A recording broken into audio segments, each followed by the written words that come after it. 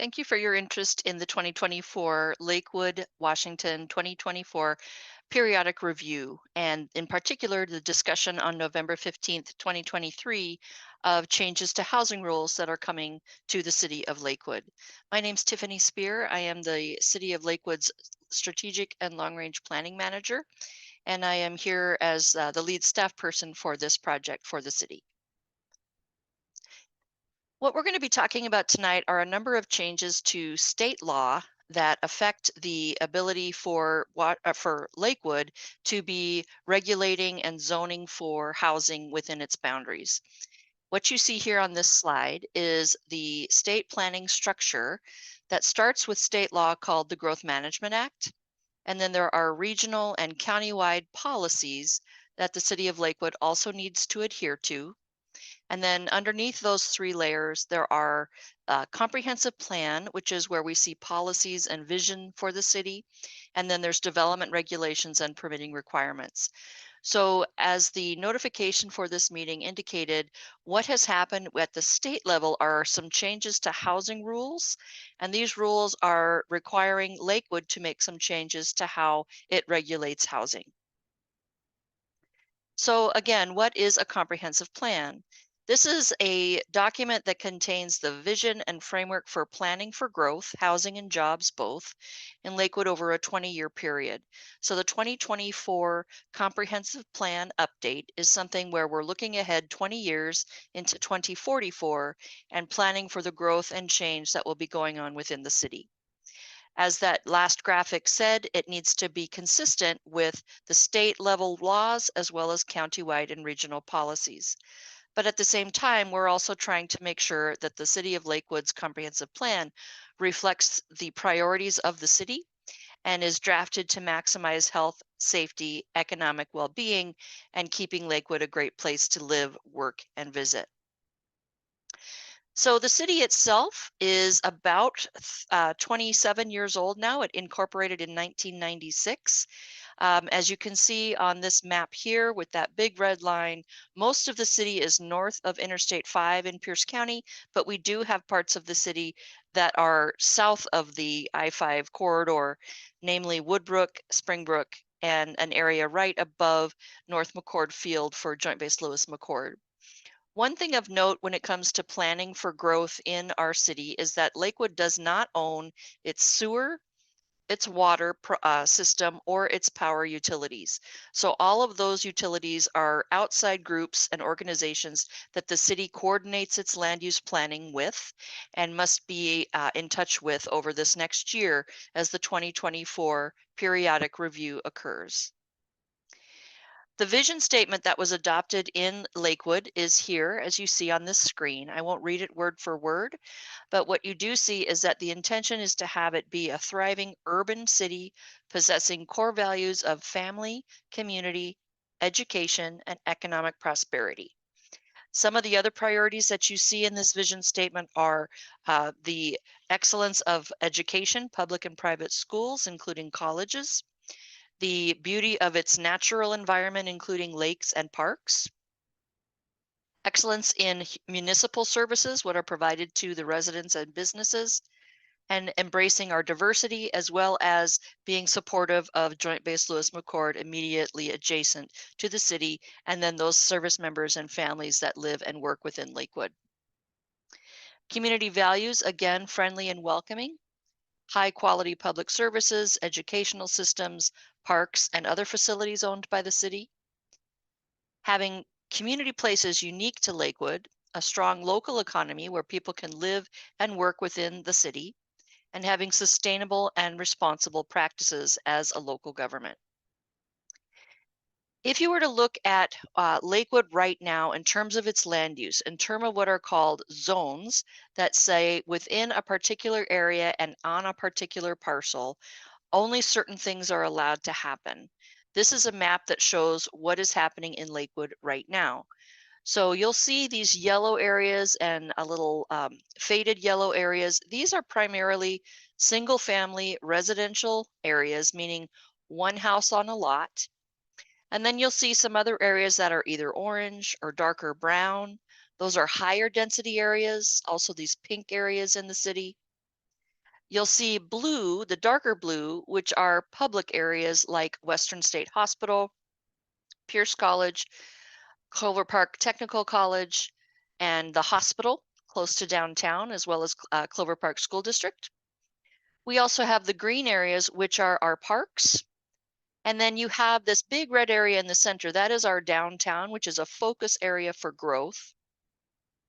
And then you see this hatched mark, which is an area down by the station district, the Sounder Station, in southern Lakewood. And that is another area that's been identified as a place to concentrate growth.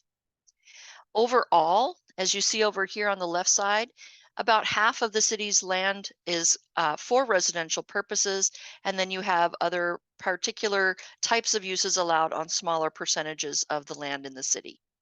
These big percentages really aren't going to change over the next year or so with the new state laws that have come into being. But what happens within that 50% of the residential area is where there will be significant changes in the rules that the city adopts. We have to get done what is called a periodic review. It's an every 10-year process for the city of Lakewood by December 31st of 2024. And so this open house and information being provided right now is part of informing the public and trying to seek feedback on what needs to happen in Lakewood between now and when that plan is adopted next fall. So we will be updating the document itself. Right now we have a comprehensive plan in place, but we're going to be significantly changing the document itself. But we're also going to be talking about some policies and rules, in part because state law has changed and the city has to follow what has changed. So we have to plan for the 20-year targets for growth for both housing and jobs. We also have to look at, is there enough transportation improvements for all of that growth that is coming? We have to make sure that capital facilities, utilities like water and sewer, and other public facilities are where they need to be, anticipating that growth. And another change to state law is we really have to now focus on climate change as well, greenhouse gas emissions, and adapting rules and operations to handle what's called climate change resiliency. There's a number of things that will be reviewed. So within the document itself, there are policies and regulations that will be reviewed to make sure they match state law, and in particular reflect the changes to rules regarding housing that were recently adopted by the state. The document itself, as I mentioned, will change. So right now there are 11 chapters. This will change to be 15 plus a number of appendices. Hopefully it will be more easy to read and accessible for anyone who wants to take a look at it. One of the big reasons why we're talking about housing right now is because the state has predicted that between now and 2044, statewide, across both Western and Eastern Washington, over 1 million new homes will be needed because of new growth and also because of the number of houses right now that are unaffordable to people at various levels of income. And so what you see here on this graph is for the statewide numbers, that there are hundreds of thousands of units needed over the next 20 years at various area median incomes. So the amount of money people make, half are above it, half are below the number, but those numbers show you that hundreds of thousands of units are needed to be affordable for people that make those amounts of money. In Lakewood itself, we are about 20% less of an area median income than Pierce County as a whole. So for instance, if you look at a family household, the area median income for Pierce County is almost $89,000. For Lakewood, it is about $67,000. And so when we're talking about needing to plan for these different area median income amounts, we will actually be planning to the Pierce County number based on state law. So here are the numbers that Lakewood itself has to plan for. The total number of new housing units, and this can be anything from a single family house to a duplex to an apartment. We have to have the ability for 9,378 new units to be built. This is everything from people that are in what is called permanent supportive housing, people that may have physical or mental disability and are unable to support themselves. So it's a supported social services type of housing, all the way up to people who make over 120% of that area median income we were just looking at. And so along this line here, you'll see that there are, in many cases, over 1,000 units at the different levels of affordability that we have to allow in the city to be built. Some of this is going to be concentrated in those two sub areas I mentioned before in the downtown and then closer to the station district, but much of it, about 60% of it, will be throughout the city. And I should clarify that these rules are telling the city of Lakewood itself that it has to plan for, meaning it has to allow people who own property, people who live in the city of Lakewood, to increase the number of housing units on their property if they want to. We are not saying as a city, you have to go do this now. What we have to do as a city is plan for it in our rules to say you can do it, but we are not telling you as a property owner, you have to do it. That is up to you still. So two major bills were adopted in 2023, and they are now requiring Lakewood to say that within areas that are traditionally single family, one housing unit on a lot, we now have to allow people to choose, if they so choose, to build an additional 2 units if they want to on their lot, or if that house is located within a quarter mile of a major transit stop, which I'll talk about in just a moment, it can be up to 4 units in addition to the house that's already there. The other big bill talked specifically about accessory dwelling units, which are somewhat similar to middle housing, but there is a slight difference in these two bills and what the state has told the city it needs to do. But for where accessory dwelling units would go, there has to be allowed by the city, and it's up to the property owner to do this when they are ready and willing to do so. They don't have to have 2 accessory dwelling units on their lot. They can go add that many more units. So what is middle housing? It can be shown here in blue, pretty much all of the kind of housing between a house all by itself up to the high rises that you may see in a larger city or a downtown. It's those duplexes all the way up to sixplexes. It may include townhomes or apartments and cottage housing. So again, under the state law changes, Lakewood has to allow that on properties that may have just one house right now, at least 2 additional units can be built this way. But if you're within a quarter mile of a transit stop, that number can go up to 4. Here's a couple of examples of middle housing types. So a duplex, I think we're all familiar with. The fourplex may look like one big house, but it's actually 4 separate dwellings. Cottage housing down here in the middle, just smaller units, maybe around a common courtyard, and then that townhouse attached product.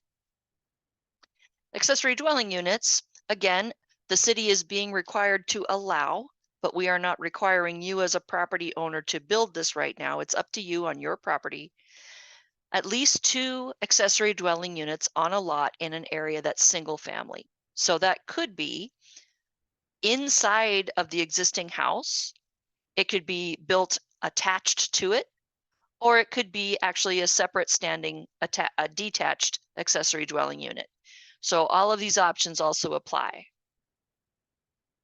Some examples, the detached accessory dwelling unit might look like a mother-in-law apartment above the garage. And here's an attached example where you've got the main house, but it has a separate entrance for maybe something that's in the basement, or it could be something up in an attic that is its own dwelling unit. So where does all of this take place and affect people and land in the city of Lakewood? This is showing you the different areas by different colors where all of those rules about middle housing and accessory dwelling units may apply. It could be in the areas that are that hot pink, which shows right now a density of about 1 unit per acre, 1 house per acre. The R2 a little bit more, 2 houses per acre maybe. R3 is the purple, and again, those are maybe third acre lots. And R4, which is the orange, that would be about 4 acres, excuse me, 4 units per acre or even more. So these are the parcels that might be affected by these new rules that would allow you as a property owner to decide to build a accessory dwelling unit or two, or it could be one of those other middle housing units. What is a major transit stop? Right now in Lakewood, we have the Sounder Station, that Sounder location down on the southeast part of the city. And someday there is also a transit stop planned down in Tillicum. There may also be a bus rapid transit line that may come through Lakewood. Pierce Transit is currently talking about that. And so that is something that the city has to plan for as well. So this map is now showing where the 2 units per lot or 4 units per lot might apply. Again, the yellow here on the west side of the city is basically where you would have a single house and then the opportunity or the ability to add up to 2 middle housing units or accessory dwelling units. Inside this U shape, kind of inside the dotted lines, where there's orange spots, that's those residential areas right now.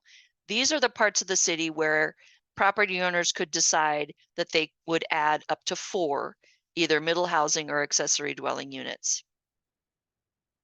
However, on this map, you'll see there's this brighter pink color, and there's also blue hatch marks, and then there's brown areas.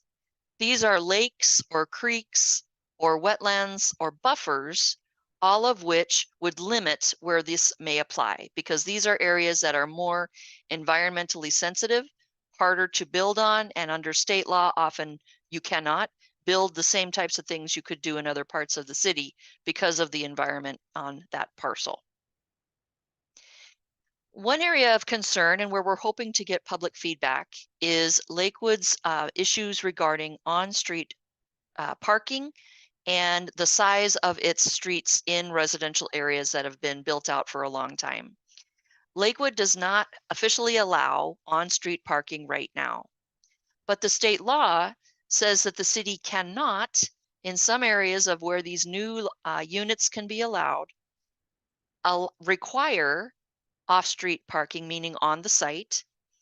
And there may even be, for the accessory dwelling units, there are no street improvements that can be required by the city. So there is going to be, with this new influx of housing, when it happens over time, as property owners decide to do this, more pressure for parking on the street. And so the city is starting to ask, how is that going to affect our existing neighborhoods? So this map again shows some of the same information we saw before, but in blue now, you'll see those areas where, based on the analysis that the city has done so far, and this is still draft, these are the areas where you would have 2 accessory dwelling units or 2 middle housing units in addition to the existing house on a site.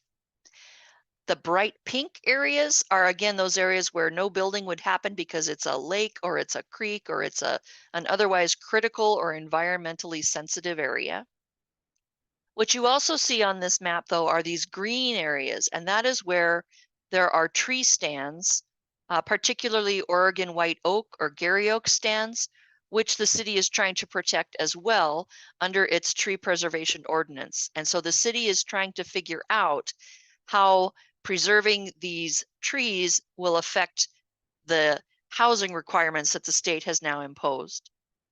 The other thing you'll see on this map is the red lines, and these are in multiple places around in the city.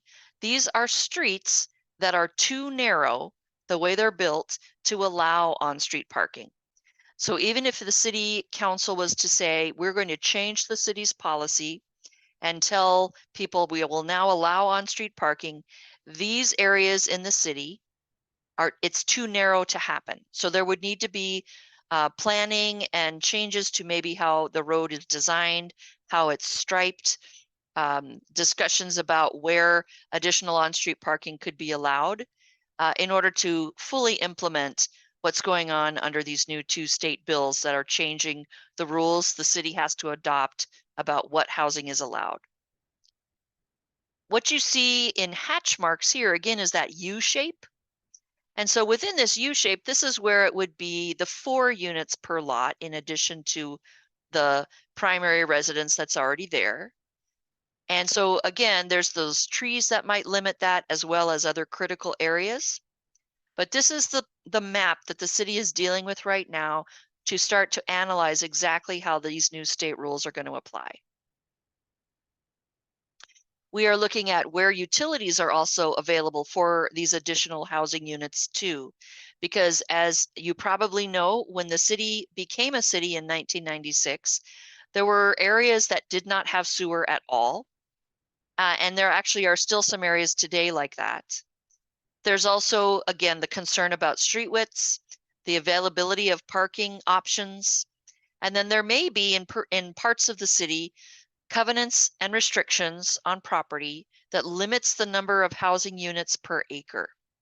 Right now, as of November 15th, 2023, if those restrictions were already in place as of July 1st of this year, they will govern, and if they say less than the 4 units per lot or the 2 units per lot that the state law talks about, those covenants and restrictions will apply. However, there is a possibility that the state legislature will take a look at those covenants and restrictions over the next several years and make a change there. But as of today, November 15th, 2023, if those covenants and restrictions are already in place, they will trump these new housing density rules. So where we are right now is working on this process to update the whole comprehensive plan, but the big issue is the housing issue. We have a steering committee that is developing a draft that will be released of the whole comprehensive plan by next spring. And then there's also a committee that's been formed to talk specifically about updating and replacing the Tillicum plan in 2024. We are hoping to hear from you. So whether you are a property owner, a business owner, an organization who's active in the city of Lakewood, we would love to be able to get from you your feedback, good, bad, whatever you want to say. We want to hear it. And what we would also like to hear is what else you want to learn about. Housing is obviously of a lot of concern to a lot of people. Parking is as well. But we would like to hear if there's other things you would want us to present about. We're happy to do that. This is our first open house. There will be a series of these between now and summer 2024. What you see here are a couple of websites where you can go and see more information about this whole process and the background behind what we're talking about. But you can also contact Ben at burkeconsulting.com or call this phone number, and please share your thoughts and also check in with them about how you may be able to provide more information to the city about your feelings on these issues and other concerns you might have. You can also, if you are a representative of an organization and would like to have a presentation specifically to your group about housing that's happening, the changes, or any of the other issues related to this periodic review, we would be happy to meet with you. And please, again, reach out to the email or the phone number that you see here in order to be able to set that up. I will say thank you. I will also direct you once more to that website in order to be able to find out more. And you can also sign up for newsletters, electronic newsletters that will come out and keep you up to date over the next 6 months or so as we continue our work with our steering committee. So thank you very much. If you have any other questions, you can also go to this website and contact me and other city staff that are involved with this process. Again, thank you very much.